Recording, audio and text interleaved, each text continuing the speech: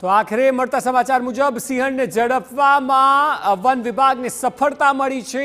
3 લોકો પર હુમલો કરનાર સિંહણ આખરે ઝડપાઈ। રાજુલાના વાવેરા ધારેશ્વરમાં વન વિભાગને આ સફળતા મળી।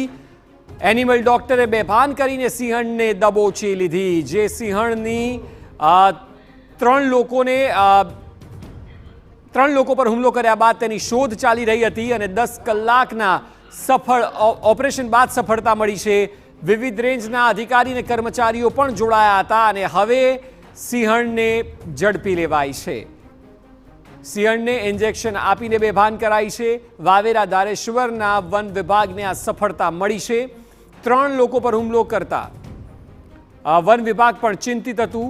વધુ માહિતી આપી રહ્યા છે સંવાદદાતા જયદેવ કાથી। જયદેવ, જણાવો કે કયા પ્રકારે આખું ઓપરેશન હાથ ધરવામાં આવ્યું અને છેલ્લે કઈ રીતે ઝડપાઈ આ સિંહણ?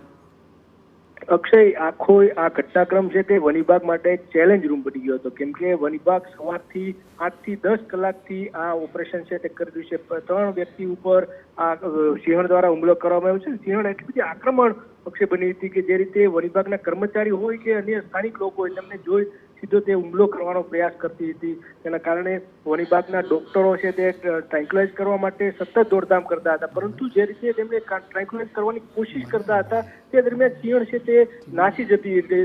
વન વિભાગ માટે ખૂબ પડકારજનક મુશ્કેલીનો સામનો પણ વન વિભાગે કર્યો। અંતે થોડી વાર પહેલા જ આ સિંહણ છે તેમને ટ્રાન્ક્યુલાઇઝ કરીને દબોચી લીધી છે। ડીસીએફ, સીસીએફ કક્ષાના અધિકારીઓ છે તે સતત મોનિટરિંગ કરતા હતા। વન વિભાગના 4 થી 5 રેન્જ ઓફિસરો આ જોડાયા હતા ઓપરેશનમાં। લીલિયા, સાવરકુંડલા, રાજુલા, જાફરાબાદ મોટાભાગના કર્મચારીઓને બોલાવવામાં આવ્યા હતા અને આસપાસના જે રૂરલ વિસ્તાર છે, ગ્રામીણ વિસ્તાર, ત્યાંના લોકોને બહાર ન નીકળવા માટેની પણ અપીલ કરવામાં આવી હતી। વન વિભાગનું એક એલર્ટ છે તે જોવા મળ્યું હતું। અંતે સિંહણને પાંજરે પૂરી દેવામાં આવી છે।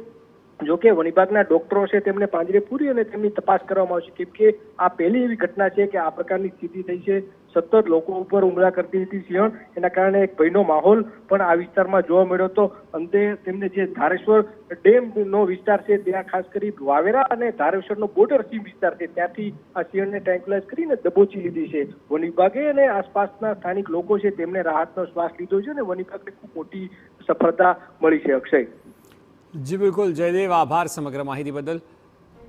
તો હાલ વન વિભાગને સફળતા મળી, લોકોએ રાહતનો શ્વાસ લીધો, કારણ કે છેલ્લા 10 કલાકથી આ ઓપરેશન ચાલી રહ્યું હતું। સિંહણે 3 લોકોને ઇજાગ્રસ્ત કર્યા। સદનસીબે કોઈને વધારે ઇન્જરી નથી થઈ, પરંતુ આ સિંહણે 3 લોકો પર હુમલા કરતા વન વિભાગ પણ ચિંતિત જોવા મળી રહ્યું હતું। આખરે 10 કલાક બાદ ઝડપાઈ સિંહ।